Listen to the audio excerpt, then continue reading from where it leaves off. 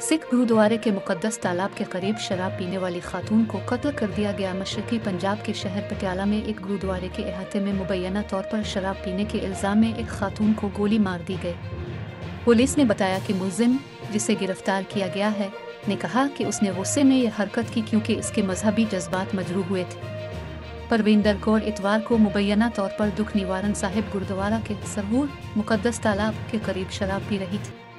पटियाला के senior superintendent of police SSP Varun Sharma ने बताया कि निर्मलजीत सिंह सीनी ने अपने लाइसेंस याफ्ता रिवॉल्वर का इस्तेमाल करते हुए कौर को मुतअद्दिद बार गोलियां मारी। पुलिस ने बताया कि सीनी एक प्रॉपर्टी डीलर है और उसका कोई साबिका मुजरमाना रिकॉर्ड नहीं है।